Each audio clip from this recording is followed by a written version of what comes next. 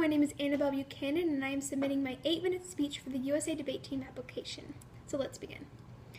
Today I stand in full negation of the resolution. The United States has done more good than harm in pursuing the foreign policy objectives in the 21st century. So for this, I'm going to give you 3 key reasons as to why this is false. First off, we're going to start with the United States failing in Afghanistan. So the first question we have to answer is, why did the U.S. fail in Afghanistan? Many people like to pretend that it was actually a success, but that's pretty much a simple camouflage because it is embarrassment. We are embarrassed to say that we failed in Afghanistan for multiple reasons, but the key problem was essentially structural. The main thing here is that the U.S. objectives in Afghanistan could not be achieved because it took a much larger commitment than we were willing to give, and we needed many more resources than were available to us and that we were willing to give as well. So also the stakes there simply weren't worth the commitment. In the end, the victory would not have been worth the task that it took and the job that was given. So in other words, winning wasn't worth the effort. So the main thing here is that it was structural. First, achieving anything meaningful in Afghanistan would have taken many more troops. And we weren't willing to give those troops, and we did not put them on the line there to give them.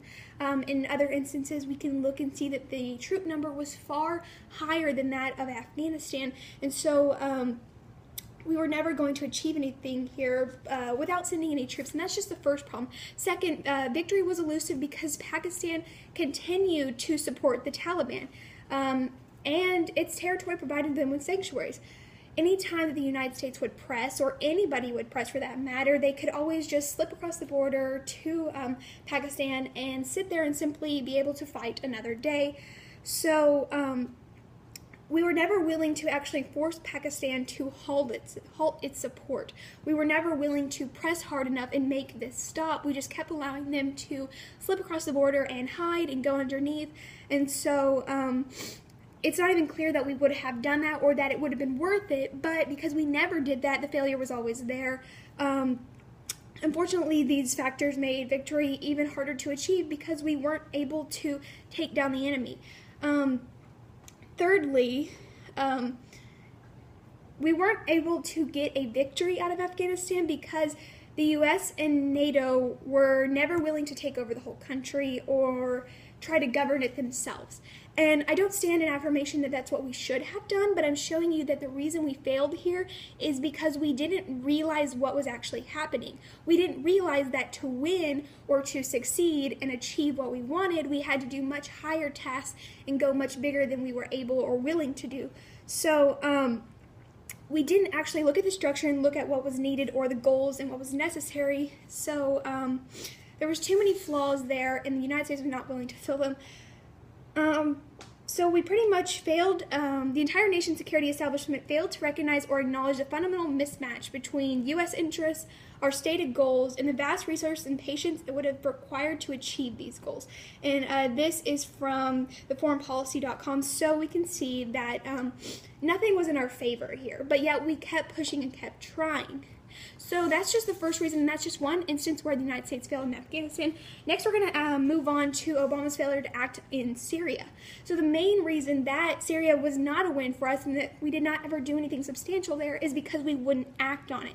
This right here says from the Washington Post, the Obama doctrine in Syria does not seem to be working. The country has fallen apart, matters have gone from bad to worse.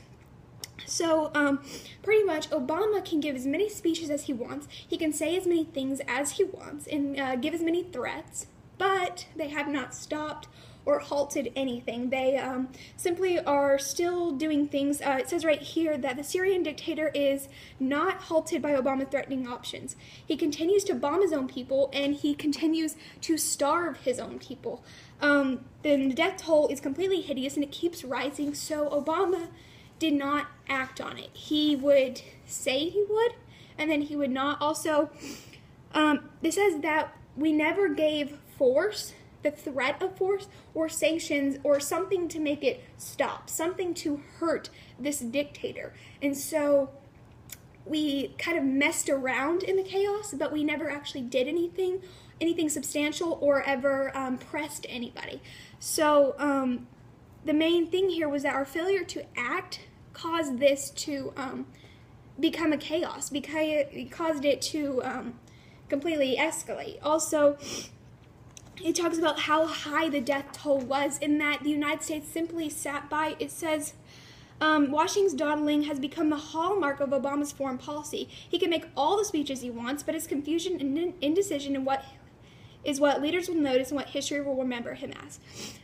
So this is like the third anniversary of the Syrian Civil War when this was put out, and not any steps have been made. Nobody has gone over there or tried to give aid or give money or save these people.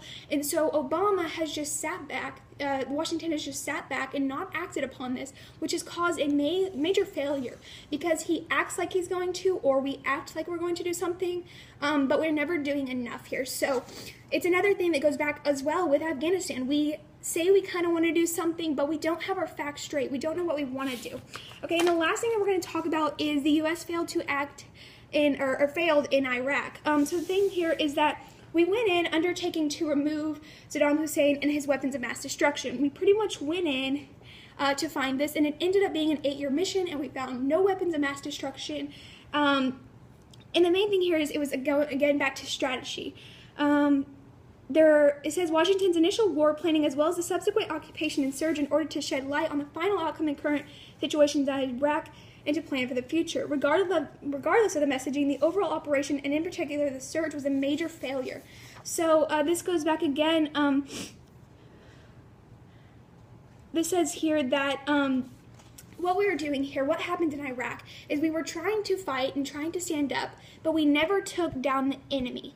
That was our problem. We kept going in and doing things. We would shoot off missiles and shoot off weapons, and yet we weren't actually aiming them at our targets. We weren't actually stopping our targets, and we just kept allowing them to do this and kept allowing the enemies to be at large, and that was the biggest problem here. If you want to take down a problem, if you want to take something and fix it, you have to take out the main problem here, and that was the enemies, and we didn't do that. And then we became, I guess, we became responsible for stabilizing Iraq, and we didn't do that either. And so we pretty much just caused more trouble, and we didn't have enough troops to stabilize anything, and let me see right here, it says,